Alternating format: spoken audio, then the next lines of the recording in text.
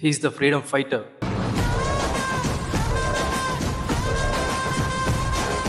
He's the leader for Kisan. He's the leader for backward classes. Baruva అనే ఒక చిన్న ఊర్లో పుట్టి భారతదేశ స్వతంత్రోద్యమ పోరాటంలో పెద్దపీట వేసిన నాయకుడు. భారతదేశంలో సర్దార్ వల్లభాయ్ పటేల్ తరువాత సర్దార్ అనే గౌరవం పొందిన ఏకైక వ్యక్తి. అతని సాహసానికి కార్యదక్షతకు మెచ్చి ప్రజలిచ్చిన బిరుదు సర్దార్. వివి గిరి, నేతాజీ సుభాష్ చంద్రబోస్, జయంతి ధర్మతేజ మొదలగు అనేక మంది జాతీయ నాయకులతో కలిసి భారతదేశ స్వతంత్రోద్యమ పోరాటంలో పాల్గొని అనేక పర్యాయాలు జైలుకు వెళ్లిన వ్యక్తి.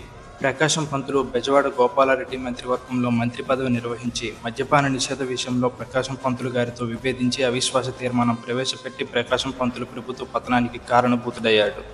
తెలుగువారి రాజకీయ జీవనంలో స్వతంత్రానికి ముందు, స్వతంత్రానికి తరువాత ప్రభావితం చేసిన ఏకైక నాయకుడు సర్దార్ గౌతు లచ్చన్న.